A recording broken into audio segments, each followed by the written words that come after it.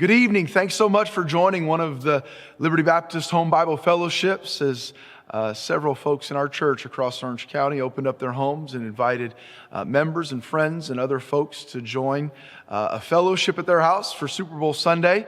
And I trust you're having a good time. I trust you're enjoying that. My wife and I, Tiffany and I, opened our home. We're expecting about 30 folks or so to be in our home together, and we're looking forward to it. I'm recording this, of course, the week before Sunday, but I trust that you've enjoyed the time there already and leading up to halftime, and I hope it's been an exciting game and it'll be an exciting conclusion. What's been the best food? What was the best food that you guys have had at your party? I'm not sure all the things that are going to be at ours, but I always look forward to that. And how many in your group, how many are going for the Rams? I don't know if yours primarily a Rams cheering section, the fact that we're in Southern California. Are there any Bengals fans out there? And I have no idea. It's halftime, but I have no idea what the score is. So we'll see what happens in this game. But I'm so thankful that we could do this. And we've hosted these home Bible fellowships 3 or 4 different times. The first time we got here on a Sunday, we did a tailgate Sunday. We did a big party and barbecue and activities out on the field, and then we didn't have an evening service there. But maybe the second or third year I was here, we talked with the staff, and we decided that on Super Bowl Sunday, we would host home Bible fellowships. And we do those at other times throughout the year as well, but every time, wherever Super Bowl falls. And I've really not had anybody ask me, but I have to imagine maybe some people think, why do we do this on Super Bowl Sunday? Is it because we think that football is more important than God, or more important than gathering together at the church property, or more important than preaching or the Bible? Of course not. I think you know our hearts, and we seek to make much of Scripture and preaching throughout the year. So then why would we do this? Why would we not have, I'm standing here in our empty auditorium where most Sunday evenings we would be gathered together throughout the year and singing and preaching. So why not on Super Bowl Sunday? Is it because football is more important than church? No, absolutely not. It's because we believe that there are some things that can happen at the gathering you're at right now that can be incredibly beneficial, incredibly spiritual actually, and some things that might not naturally take place during a regular corporate worship service, a regular corporate gathering time. And that's why we do these things. It's interesting. We get this view, this Western mindset, and maybe a 21st century mindset of what church is. And we have the idea that church is an hour on Sunday or a few hours where we meet together in a building and we sing a few songs and we preach. And by the way, that is a gathering of the church, but church is not a building. Church is a people. And we think, well, I heard a message and I sang a couple songs. I did my duty with my church this week, but we don't find that in the New Testament. You know, in the New Testament, we find that their view of their church family was very different than much of what you might find in the Western world, in the United States, and in modern day Christianity. Their view of the church was very different than what we find. And as we looked, and I believe that the Lord is magnified, and we have, I believe we have good Bible preaching and singing on a weekly basis, and we seek to edify the saints and equip Christians through those services. And I'm not looking to replace our services, but we look at some of that and we said, well, how are we doing in building relationships? How are we doing in times of fellowship? In times of people getting to know each other outside of just talking to one another for 1 or 2 or 3 or 4 or 5 minutes before a service or after a service, maybe just passing on the sidewalk as one family comes in and another family leaves. Are we getting to know each other on any more of a deeper level? And so we've looked throughout our church calendar and tried to establish opportunities and events and outreach events and service events and Seedline ministry, the Seedline project that we just have, where our church can spend time together doing the things that we see in the New Testament. Now, I'm going to be honest with you. I don't think they were getting together for Super Bowl parties in the New Testament, obviously. But what we do find in the New Testament is that they were together and their lives were intertwined in much more than just an hour or 2 a week at a corporate gathering in a church building. And so why do we do this? Why do we have why do I do the Bible challenge? Well, one of the big reasons I'm doing this right now at halftime is so that as a church family, we're not all watching some vile, wicked entertainers singing things and in costumes and in outfits and things that wouldn't be honoring and glorifying to God. That's one reason why I'm doing this halftime show. But why do we do the home Bible fellowships as a whole? I want to suggest to you for 3 big reasons, and I want to challenge you that these would go beyond tonight in your life. The goal isn't just that we do these 3 things once a year on Super Bowl Sunday, but that as a church family, we see the value in them throughout the year. Why do we host the Home Bible Fellowship on Super Bowl Sunday each year? Although we didn't do it last year because of COVID and different things. We didn't have this last year. We did just a big barbecue grill out here on the property, but we've done it 2 or 3 other times. Why? Number 1, for fellowship. Your life is busy, isn't it? Mine is too. And you know what happens in the busyness, the hustle and bustle of life? If we're not careful, we never stop and slow down enough to just stop and sit next to someone and talk to them for 10 or 15 or 20 minutes. To ask them how their family's doing. To ask them what's going on at work. I'm sure some of that's happened in your home tonight. I'm guessing that in most of the gatherings this evening across Orange County, you have met someone or talked to somebody tonight that you've either never met before in our church. We have hundreds of people in our church. You've never met before, or if you have, it's just been, I kind of know who they are. I've waved at them. I've said hello. But tonight, you got a chance probably to talk to some people and say, what's going on with your family? How are things going with your kids? What do you got planned this year? Do you have anything going on? What can I pray with you about? How are things at work? Things that maybe if we're not careful, we don't really have a lot of time to do in the hustle and bustle of our weekly lives, and in particular, in just coming to a church service and leaving. But tonight, I hope you've had an opportunity over the course of a few hours to get to talk to a few people, to enjoy some things, to get to know them a little bit better, to know who they are, to know what's going on, to maybe find out something that you can be a blessing about in their lives, or maybe a request that you can pray with them about. Why do we do this? Because it's a very biblical thing for a church family and for Christians to have good, godly, regular fellowship beyond just, hey, good to see you, have a good week. No, we ought to regularly be finding time to sit together, to get together, maybe for coffee or whatever it might be, and talk to one another and share our hearts and get wisdom and get insight and laugh together and cry together and pray together. So why do we do this?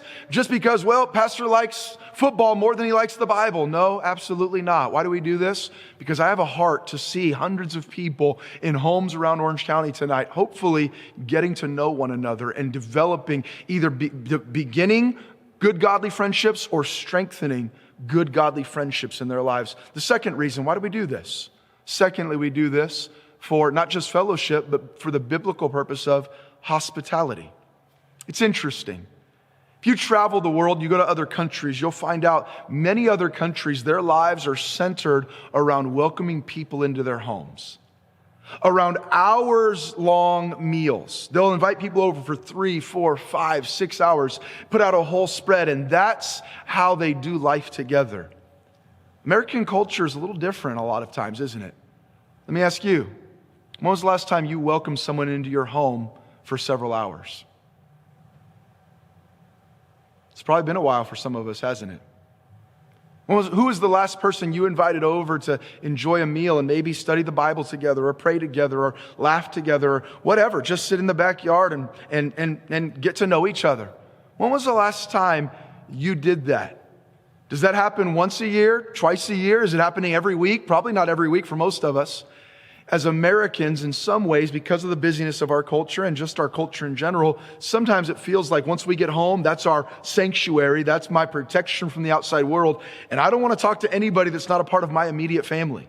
We don't just, many countries, you can just show up to somebody's door, knock on the door, they'll let you in. By the way, that's how it was in Bible times. You showed up to somebody's home, they would without being unannounced, we consider that rude. They thought, oh, come on in and stay as long as you want. By the way, that's how it was in early American history. Study our history. If somebody showed up to your door, you had a responsibility to let them in. What is that? That's the biblical attribute of hospitality. We've lost that much in our culture.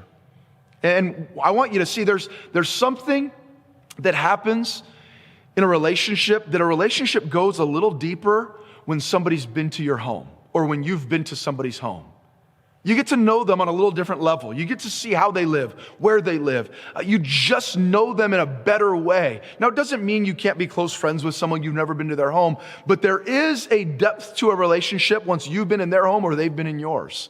There's something personal about I'm letting you into my life. And by the way, the Bible challenges us to be, as Christians, to be people that are hospitable, people of great hospitality.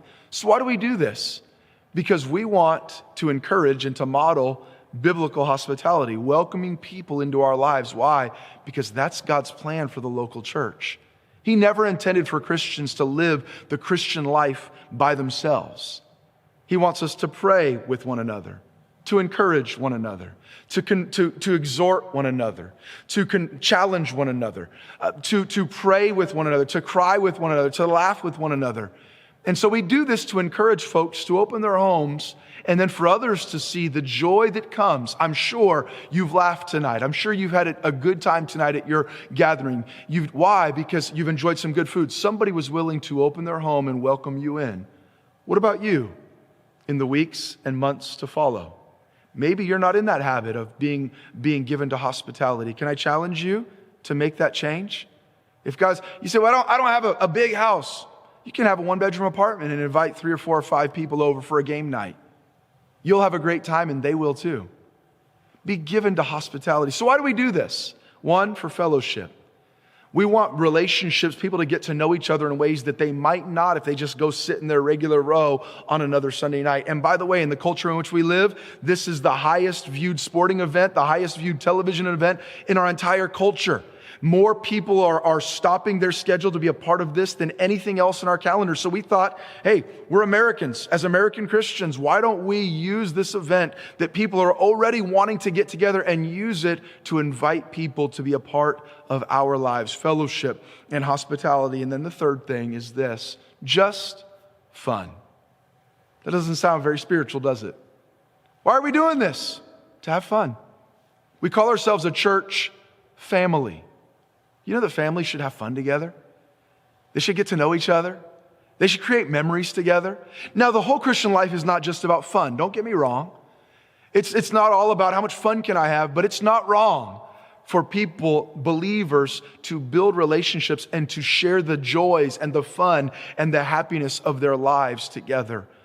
The Bible says in Acts in chapter number 2, the early church, right after people were getting saved and being added to the church. Acts in chapter number 2, verse number 41, the Bible says, then they that gladly received his word were baptized. The same day there were added unto them about 3,000 souls. So we have 3,000 new members in the early church there in the New Testament. And what happened?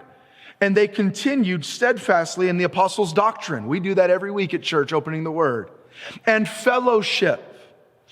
In the American church, too often we don't do enough of that. And in breaking of bread. And sometimes in the Bible, that's speaking of communion together, and we do that. And other times it's speaking of eating together. We need to do more of that. Just spending time together over meals. And in prayers, and fear came upon every soul, and many wonders and signs were done by the apostles. And all that believed were together and had all things common. They shared their lives with each other. They sold their possessions and goods, parted them to all men, and they continuing daily with one accord in the temple, in the church building, if you will. And they were there every day, by the way, not just 2 or 3 services a week. And then it says, and breaking bread from house to house. They did eat their meat with gladness. There was a joy to the Christian life that they all loved each other. They spent time together. They knew each other. And singleness of heart. There was a unity that came out of this beautiful family atmosphere, praising God and having favor with all the people. And the Lord added to the church daily such as should be saved. You know what happened? A group of believers that was focused on doctrine, on fellowship, on hospitality, on communion, on breaking bread, on prayers, on gladness, on unity. And God said, that's a church that I can bless and that I can use to reach many other people. So here's my challenge to you. Tonight, I hope, here's the purpose, why we did it. We didn't have to do it. We could have just said there's no church on Sunday, or we could have just said we're having church. And if you don't want to come, don't come. If you want to come, come. Why did we put the work in and ask people to open their homes? So that you would enjoy some good Christian fellowship. So that you would see, either you would be someone that's opening your home, or you would see the joy that comes from hospitality.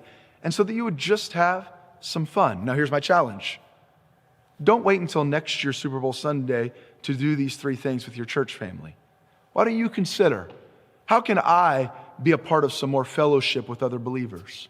How can I maybe go out to coffee with somebody or get together at a meal with someone or meet somebody and get together for a game night or have them over for a Bible study? How can I get together and begin not just to go to the same church as hundreds of other people every Sunday, but begin to truly be a part of a church family where relationships are being built? And then, hopefully we do that throughout this year. And then next year, on Super Bowl Sunday, as we're all next year watching the 49ers win, we'll be able to rejoice together, to have fun as the 49ers get their 6th Super Bowl ring next year. But tonight, it's going to be the Bengals or the Rams. Don't know what the score is. I really like Matt Stafford. He and his wife seem like classy people. I live in LA. I want to go for the Rams. I'm going to be honest with you. The only reason I wouldn't cheer for them is that I have to work with Pastor Sammy and Pastor Ryan, and they're both really obnoxious Rams fans. Some of you are at Pastor Ryan's house right now, and I don't really want to hear it tomorrow morning in staff meeting. They're going to come in bragging and boasting all about how the Rams won. So if the Rams win, I'm going to be happy for the rest of you, their fans, and actually for most of the Rams players. I'm just going to be dreading staff meeting in the morning. If the Bengals win, well, congratulations. I don't really care about that team, but at least I can talk a little trash to Pastor Ryan and Pastor Sammy. We'll see what happens in the second half. Thank you for being a part of Liberty. To the hosts, thank you for opening your home. And to all those that are in community groups and community group leaders, thank you for plugging into that new structure. May we see God continue to guide and direct and bless our church family. Have a great rest of the evening. We'll see you this week. God bless.